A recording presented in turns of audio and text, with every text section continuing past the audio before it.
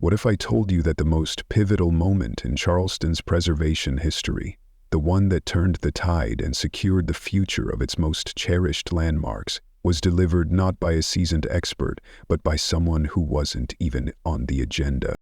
Picture this: a grand room filled with 300 of the most influential minds in historic conservation, their expressions frozen in disbelief. Suspended in the air, as if held by the thinnest thread, was a $2,500,000 0-cent grant. And standing at the center of the storm, with nothing but a racing heart and shaking hands, was a 22-year-old intern. No script, no credentials, just raw, unfiltered courage. But here's the part no one, not even she, could have seen coming. The man who summoned her to the stage, the one who believed in her when she couldn't believe in herself, wasn't a stranger from the shadows. He was Walter Hartley, billionaire, philanthropist, founder of the nation's most powerful preservation foundation, the architect behind decades of cultural salvation. And for months, he had been quietly watching her, not just her work, but her choices, her character. You see, 3 weeks earlier, Ivy Bennett did something that by all accounts should have ended her future before it ever began. She altered her boss's presentation. Unprompted, unauthorized, and unseen. No rank, no title, just conviction. And the punishment came swift and brutal. Public humiliation, labels like insubordinate and naive, and a firm warning to never, ever act on her own again.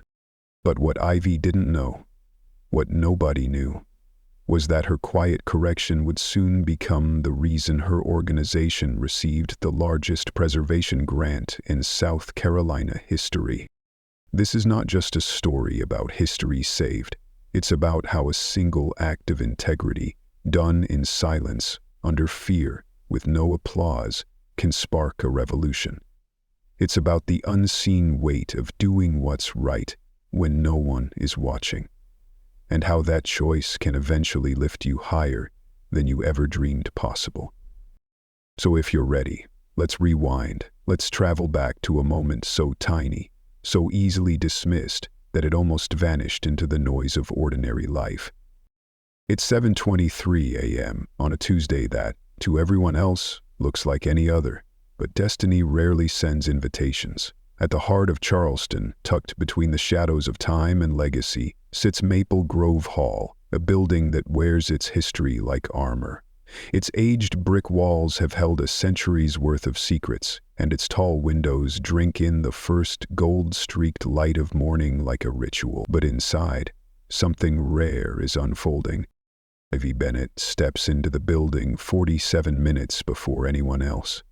It isn't ambition that drives her. It's survival. In a world that turns up the volume to hear bold voices, Ivy has learned to speak through presence.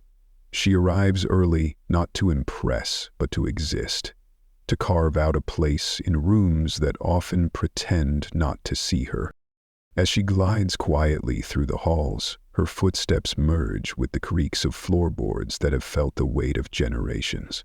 In her hands, she holds the final presentation materials for the most important proposal Maple Grove Hall has ever made.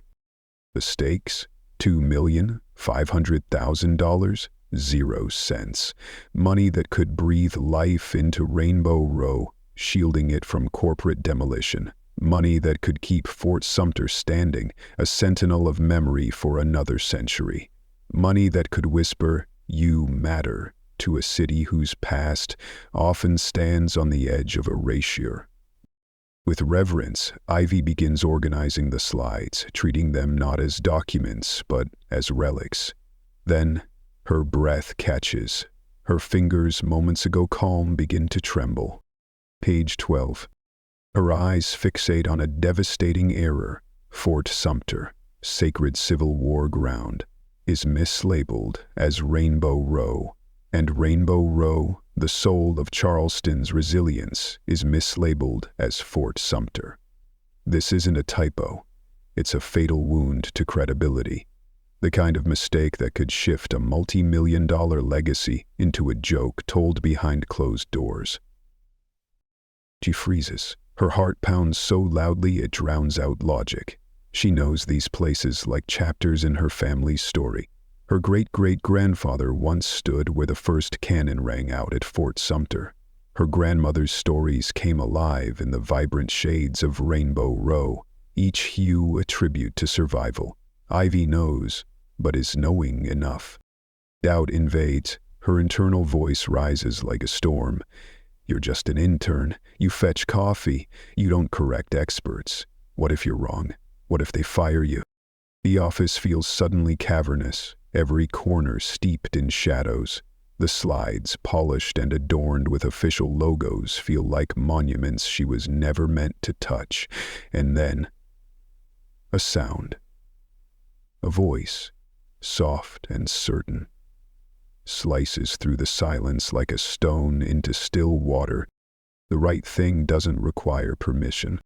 Startled, Ivy spins toward the reading nook, a forgotten corner most people walk past without a glance. There, like a figure drawn from an old painting, sits an elderly man with silver hair and a gaze like steady flame. He's holding a cup of tea, its steam curling gently, as though he's been sitting there forever or only just arrived. I didn't know anyone was here, she stammers, her pulse drumming in her ears. The man closes his book and regards her with a calm that seems carved from marble and time. I've been watching you, he says, his voice the weight of truth. You see what others miss. You care when others dismiss. That matters. There's something in his presence, an unspoken gentleness, a wisdom earned over decades, that makes her feel both vulnerable and seen, like he can look straight into the deepest part of her and not flinch. But I'm just, she begins. You're someone who knows the difference between Fort Sumter and Rainbow Row, he says before she can finish. And today, that makes you the most qualified person in this room. And there it is, the moment when fate disguises itself as a quiet decision. She stands at a crossroads, one foot rooted in fear, the other reaching toward courage. What she chooses will echo not just in her own life, but in the lives of everyone who treasures the stories these walls still tell. Her hands still tremble, her mind spins, and yet something about this stranger's stillness steadies her. She swallows hard. You heard what I said, she whispers. Walter Hartley's eyes gleam with something between affection and admiration. I heard you wrestling with your conscience, he replies, and that's always a battle worth winning. Walter rose slowly, every movement deliberate, like a man who'd lived long enough to learn that each step carries the weight of consequence. As he approached, Ivy noticed details she hadn't before. The subtle richness of his clothing, not flashy but clearly expensive, worn with the kind of ease that belonged to someone who had nothing left to prove. He moved like someone who knew the world didn't need to be conquered, it needed to be understood. I'm just an intern, Ivy blurted, the words escaping like a confession. I make copies. I answer phones. I shouldn't be changing official documents. Walter paused, his brow furrowed in quiet contemplation. Then he spoke, and his voice held a kind of gravity that seemed to reshape the room. Years ago, he said, I knew someone exactly like you. Brilliant, kind, but convinced her voice didn't belong in important places. She doubted her instincts, waited too long to act. And I've often wondered what history lost because she didn't trust herself. His eyes glistened with a faraway sadness, and Ivy found herself truly seeing him. Not the reputation, not the billionaire, but the man beneath it. There was strength, yes, but also the ache of missed chances, of someone who'd carried more stories than he'd told. What happened to her? Ivy asked, her voice no louder than a breath. It waited for permission to do what she knew in her bones was right, and by the time the world caught up, the moment had passed. Don't let that be your story. That was all it took. Ivy opened her laptop with trembling fingers, every motion feeling like an act of defiance, but not against authority, against fear. Each correction was a step across a bridge she couldn't go back on. She printed the new version, placed it where the team would find it, and didn't leave her name. She didn't need credit. She needed truth. "Thank you," she whispered, but when she turned back, Walter was already immersed in his book, as if none of it had happened. But Ivy knew better. Something had shifted. Inside her, and it would never unshift. The next morning, tension suffocated the office air like humidity before a storm. Ivy, as always, was first to arrive, but this time, something was off. Dean Caldwell stood at the front of the conference room like a commander preparing for war. His suit was perfectly creased, his hair styled into a wall of control. In his hand, he held the corrected slides, and his eyes burned with fury. "Someone," he began, his voice cutting through the silence like a whip, "took it upon themselves to alter our presentation." Clary Stoy, the team's lead researcher, fidgeted. A brilliant, but often overlooked woman in her 40s, she was no stranger to being undervalued. Her voice wavered. I found the changes this morning. The images, they were corrected." "Corrected?" Dean's voice climbed, jagged with contempt. "This is a $2,500,000 0-cents pitch. We don't take corrections from unqualified staff." The room went still. Ivy could feel her heart pounding against her ribs like a trapped bird. She wanted to disappear. But Dean wasn't done. "These changes," he snarled, "show a complete disregard for process and hierarchy. We have protocols for a reason. We have professionals for a reason."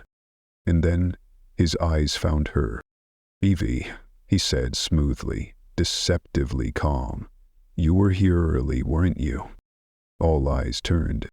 She froze, her throat closed up, but lying felt heavier than truth. I made the changes, sir," she whispered.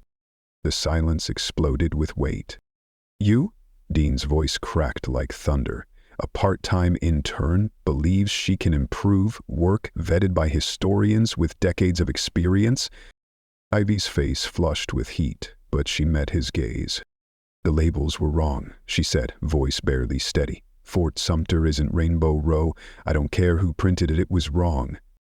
Dean's hand slammed down. "It's not your job to care, it's your job to obey." From the back of the room, Walter's teacup trembled in his grasp.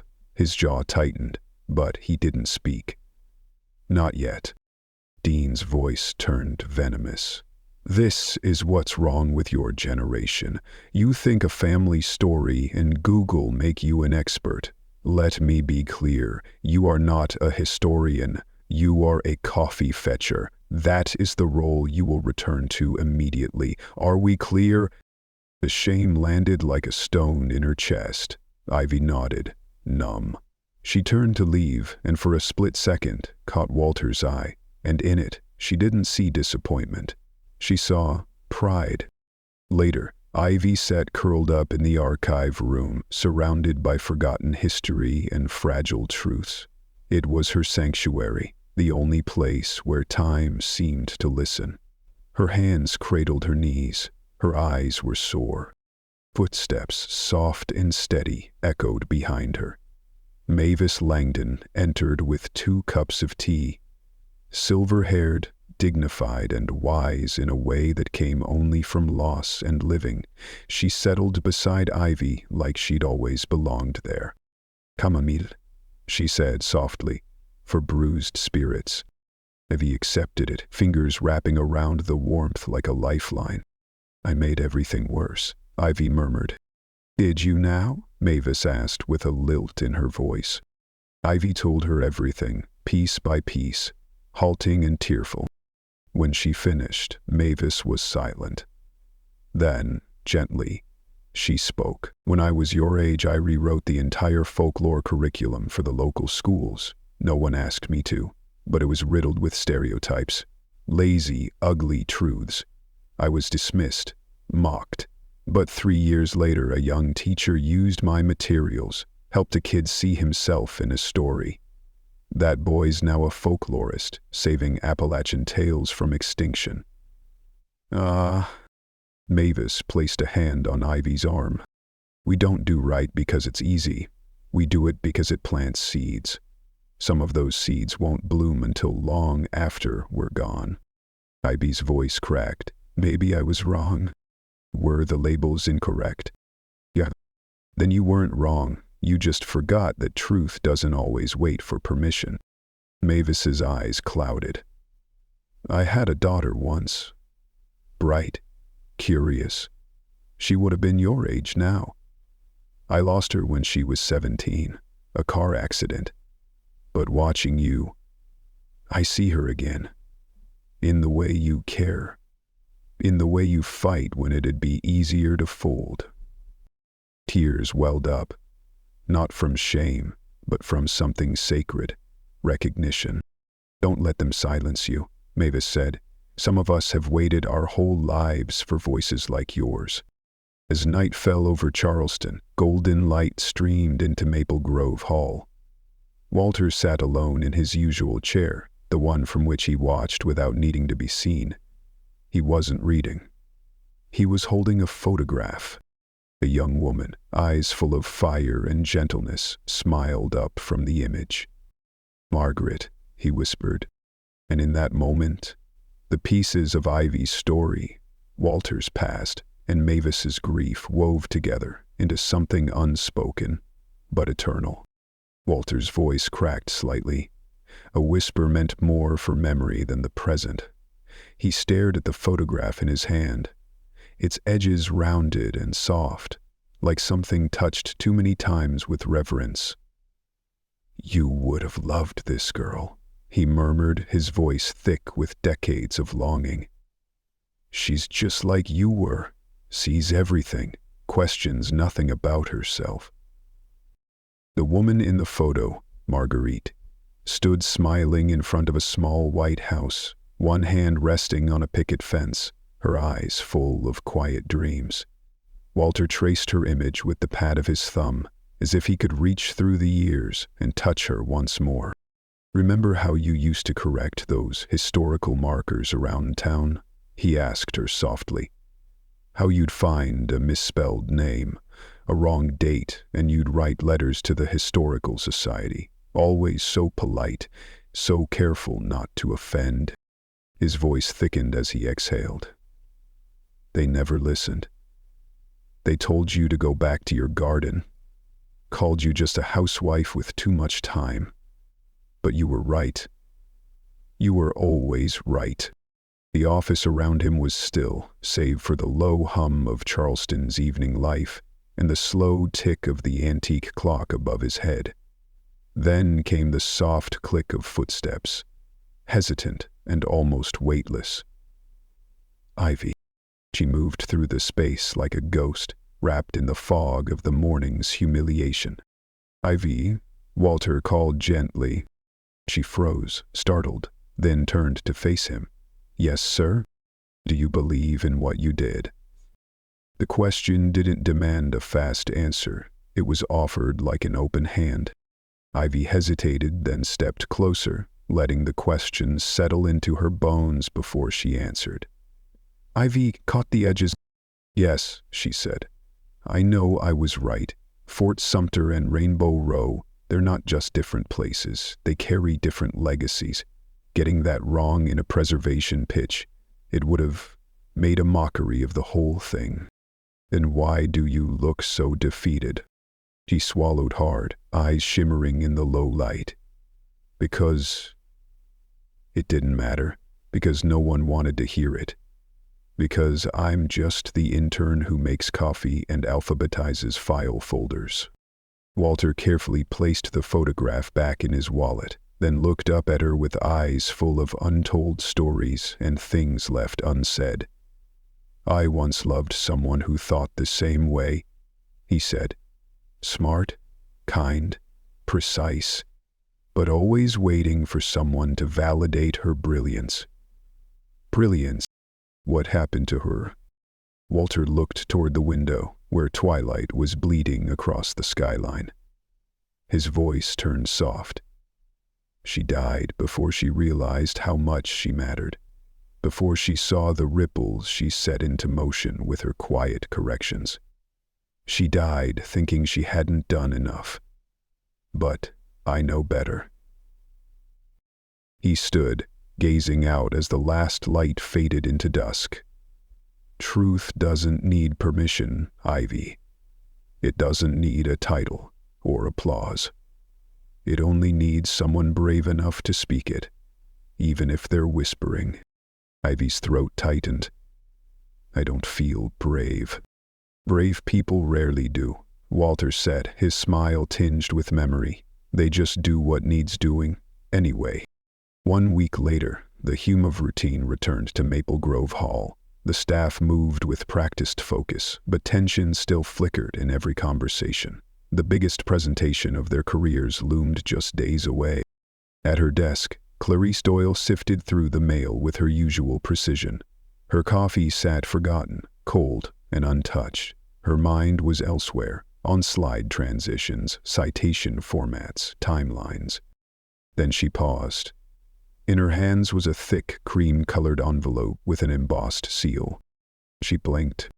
"Dean," she called, her voice trembling. "You need to see this." Dean appeared in the doorway, trying to mask his nerves with authority. "What is it?" Clarice held up the envelope. "It's from the Foundation." The entire room seemed to inhale and hold its breath. Clarice opened the letter with trembling hands and began to read aloud. "Dear Maple Grove Hall team, we are pleased to inform you that your preliminary presentation materials have been reviewed by our board of directors. We were particularly impressed by the accuracy and attention to detail in your historical documentation, especially the correct identification and cultural significance of Fort Sumter and Rainbow Row." Cheers erupted, smiles bloomed, claps rang out like thunder in the tight room. Dean's face lit up, pride swelling in his chest. "I told you. I knew our work was exceptional." But Clarice kept reading, eyes widening with every word. "The precision with which you corrected common historical misconceptions reflects the kind of scholarly excellence we value. We formally invite you to present your full proposal next Friday at the Charleston Conference Center." The room buzzed like a live wire, but Ivy stood frozen in place, her hands clenched, her thoughts spinning. The very correction that had shamed her publicly was now being praised by the nation's highest cultural authority. Across the room, Walter watched her carefully. To him, this wasn't the end. It was the beginning of something much bigger. Later that day, as the energy tapered off and the staff returned to their routines, Walter approached Ivy's desk. She was staring at her screen, eyes unfocused, expression unreadable. "A penny for your thoughts?" he asked. She looked up slowly, her voice barely above a whisper.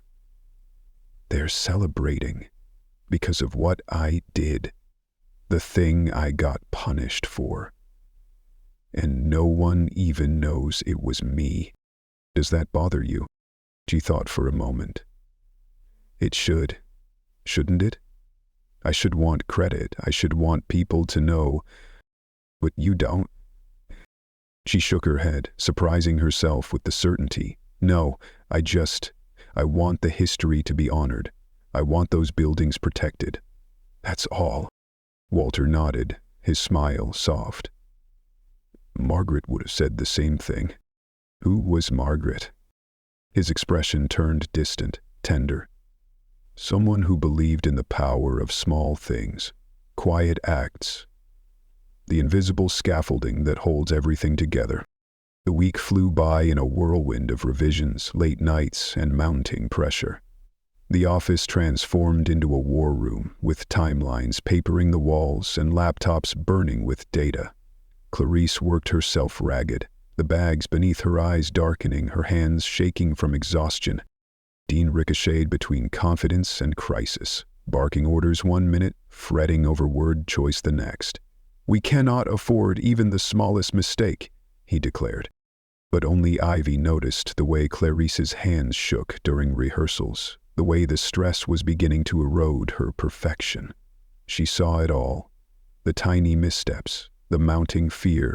One evening, long after the others had gone home, Ivy sat quietly beside Walter, who was sipping tea and reading as always.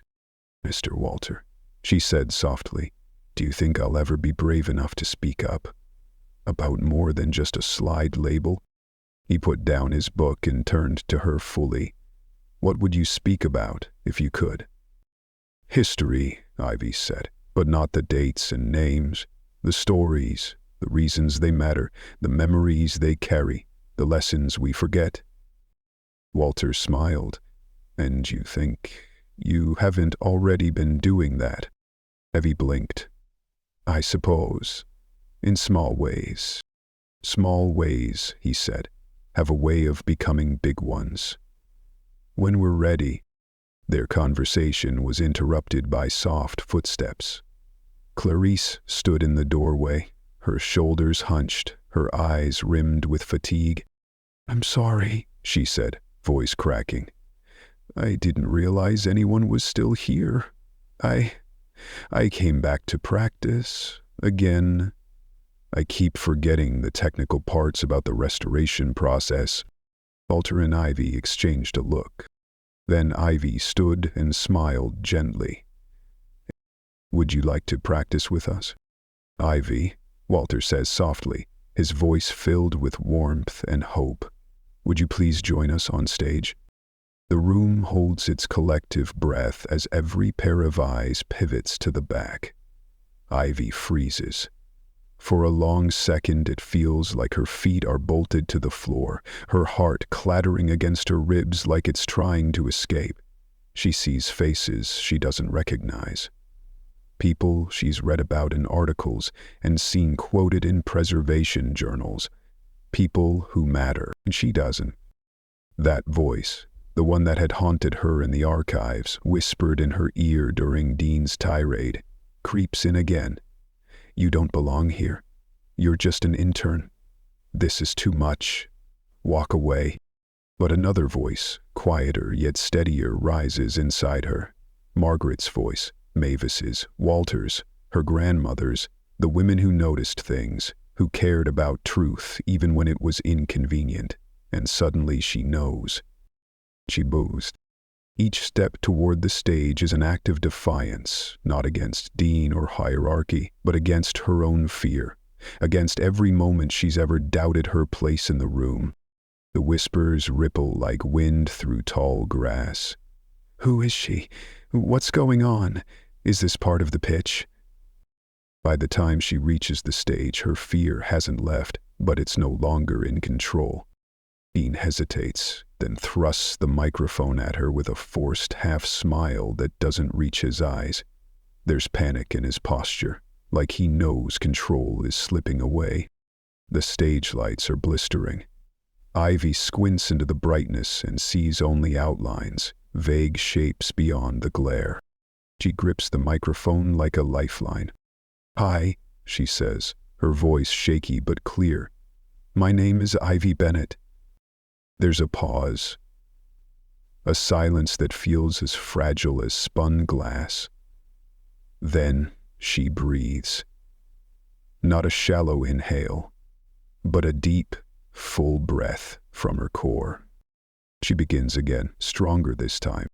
"I wasn't supposed to be up here. In fact, 3 weeks ago I was told I didn't belong in any conversation about Charleston's preservation. I was told to make coffee and keep quiet." Her voice doesn't waver now. "But I care, deeply, and sometimes that's enough." She turns to the slide, clicks to the corrected photo of Rainbow Row, its pastel houses glowing like watercolor memories. "This is Rainbow Row. It survived war, neglect, hurricanes, and time, not because someone gave a big speech, but because generations of people cared enough to repaint one wall at a time, because someone remembered it mattered." He clicks again, the screen shifting to Fort Sumter. "And this is Fort Sumter, where my great-great-grandfather stood during the Civil War, where Charleston's history ignited into something that changed America forever. We can't confuse these places. They are not interchangeable. They are not just names. The room is silent, but it's not the silence of confusion. It's the silence of people listening. I made a correction. It was small, but it mattered. Because accuracy isn't just about being right, it's about being respectful. And preservation is about more than saving buildings. It's about honoring stories. It's about understanding the soul of a place. She turns to face the audience fully. I don't have credentials, I don't have a title, but I have eyes, I have ears, I have roots here. And I care. Her voice catches, but not with fear, with emotion, with the rising tide of something finally breaking free inside her. That's why we're here, not to impress you, but to invite you, to be part of protecting something irreplaceable. Because if we lose the details, we lose the truth. And if we lose the truth, what are we really preserving? She lowers the clicker and lets the silence return. The auditorium stays still for one breathless moment, then erupts. Applause starts slow, hesitant. Then it builds. Row by row, people rise to their feet. A standing ovation, not for a polished speaker in a designer suit, but for a trembling intern who dared to tell the truth. Walter stands too, his eyes shining. He doesn't clap right away, he just watches, quietly, reverently, because he knows. This was never about Ivy proving herself. It was about letting the world see what he already knew. Dean stands awkwardly at the side of the stage, clapping stiffly, trying to catch up to a moment that no longer belongs to him. Clarice, voice still gone, watches from the wings, tears running down her cheeks, not from disappointment, but from pride. And Ivy? She doesn't beam, she doesn't bow, she simply stands there, breathing deeply, letting the applause wash over her, not as validation, but as confirmation. She belonged here all along. And finally she knows. Her voice barely audible, Ivy says, "Hi," and the microphone lets out a harsh squeak of feedback, making her flinch. She closes her eyes for just a second, breathes deeply, and remembers Walter's words. Truth doesn't need permission to exist. "My name is Ivy Bennett," she says again, this time stronger. "I'm not a professional historian. I'm not a preservation expert. I'm just a girl who grew up listening to her grandmother's stories. Stories about the places we're here to protect." The crowd quiets, the stillness of 300 people leaning in, not out of obligation, but because something in her voice feels honest, raw, vulnerable. That kind of truth invites attention. "I want to talk to you about two places that mean everything to Charleston, and why, sometimes, we confuse them." She turns to the projection screen. Her hands are still shaking, but her voice begins to steady. Passion begins to replace fear. "This," she says, pointing to the slide, "is Rainbow Row. 13 colorful houses on East Bay Street that today are symbols of charm and tourism. But after the Civil War, they were forgotten, crumbling, neglected. Home to the poorest families, families with nowhere else to go." She smiles softly. "But in the 1930 cess, a woman named Dorothy Porcher Legg saw something no one else did. She bought the houses one by one and painted them in pinks and yellows and soft blues, Caribbean colors. She wasn't looking for fame. She just believed that history and beauty could coexist, that what's broken can still be worth saving." The room is still. Even the board members have put down their pens. Then Ivy clicks again. "And this is Fort Sumter," she continues. "It sits on a small island in Charleston Harbor. On April 12, 1861, the first shots of the Civil War were fired here. My great-great-grandfather was there. He was a teenager, barely older than me. He wrote in his diary that he could hear the cannons echo all the way back to the city. He wondered if Charleston would ever be the same." Her voice dips, softens. "These places, they're not just photographs in a presentation. They're living memories. They survived war. reconstruction, neglect, and the creeping threat of erasure. They survived because people cared enough to fight for them when it wasn't easy, when it wasn't convenient. Leap it over? They pauses, and her gaze sweeps the room. She looks at Walter, at Mavis, at the woman from the board whose pen is still, at strangers, at the future. Preservation isn't about frozen buildings. It's about keeping our connections alive. When we save Rainbow Row, we honor Dorothy's vision. When we preserve Fort Sumter, we keep my grandfather's voice echoing across the water. Her eyes shine. History isn't just dates and names. It's the sound of children playing in Rainbow Row's courtyards. It's standing on the stone walls of Fort Sumter and imagining a boy watching a city change forever. A reverent hush fills the room. If we lose these places, Ivy says, we don't just lose buildings. We lose the stories that tell us who we are. We lose the bridge between generations. She swallows, her voice thick with emotion. I may not have a degree, but I know some stories are too precious to forget. Some places hold the soul of who we are. And then silence. Full, sacred silence. Walter Hartley is the first to stand. His applause is slow, deliberate, and utterly sincere. Then others rise. The sound builds, spreading like a tide. A standing ovation. 2 weeks later, Maple Grove Hall is no longer quiet and cluttered. It is alive. There are flowers on desks, letters pinned to walls, laughter echoing in the halls. Ivy walks into the office just as Clarice finishes reading a letter aloud. The United States Cultural Preservation Foundation is pleased to award Maple Grove Hall the full requested grant of $2,500,000, 0 cents. Tears erupt, but this time not with desperation, with joy, with belief. Dean Caldwell approaches Ivy, no longer puffed up with authority but human. Ivy, he says, voice soft, I owe you more than an apology. I was wrong. About everything. She shakes her head gently. You don't have to. Yes, he interrupts. I do. You reminded me that knowledge isn't about control. It's about caring enough to get it right. He extends his hand. I'd be honored to work with you, as equals. She takes his hand, and in that handshake a chapter closes, and another opens. That evening only 3 remain. Ivy, Walter, Mavis. A bottle of champagne sits in the middle of the table. As her quiet voice comes, to quiet voices that speak the loudest truths. To young women who remind old men why they started this work in the first place. Walter adds. 2 second chances, Ivy says. Walter pulls out a worn photograph. Margaret, his late wife, smiling in front of a white fence. She was brilliant, he says. She had ideas that could have changed the world, but she never got the chance. She died in a car crash at 24. He lays the photo gently on the table. I've been funding preservation work in her name ever since, trying to give other women the opportunities she never had.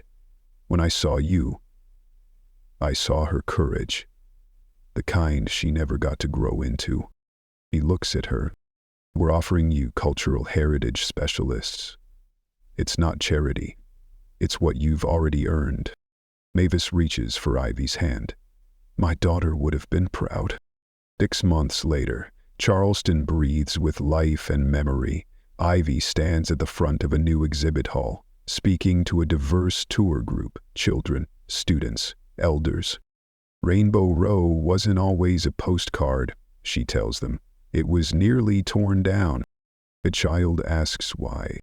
Because people thought it was worthless, Ivy replies, kneeling to meet her eyes, until one woman saw the beauty in what was broken. They walk past interactive displays. History now lives through buttons, sounds, textures, voices. At the Fort Sumter display, Ivy shares her grandfather's diary entry. The sound of the cannons was terrible, but what I remember most is the silence after. like Charleston itself was holding its breath. An older man nods. My grandfather was there too, he says quietly. He used to say the city was never the same, but stronger somehow. Later, as the sun sets, Ivy, Walter, and Mavis sit together in the empty room. When I built this place, Walter says, I hoped it would educate. I never imagined it would feel like this. So alive. Mavis smiles. Because you let the stories breathe. Ivy doesn't deflect. She doesn't minimize. I learned from the best, she says. And then something new. A young woman stands shyly in the doorway. I'm Sarah. I'm starting grad school in museum studies. I don't have experience, but I care. Could I volunteer? They walks to her, offering her hand. Let me tell you about a place, she says, where caring matters more than credentials. Where quiet voices change everything. As she leads Sarah on a tour, Walter and Mavis sit back and watch. The torch is passed. The circle continues, Mavis whispers. Margaret would be proud, Walter says. Outside, the golden sun sets over Rainbow Row. At Fort Sumter, the last ferry hums across the harbor. And inside Maple Grove Hall, the lights stay on. Because stories still need telling. Because the past and the future have found a home in the same place. And maybe, just maybe, yours is the next story waiting to be told.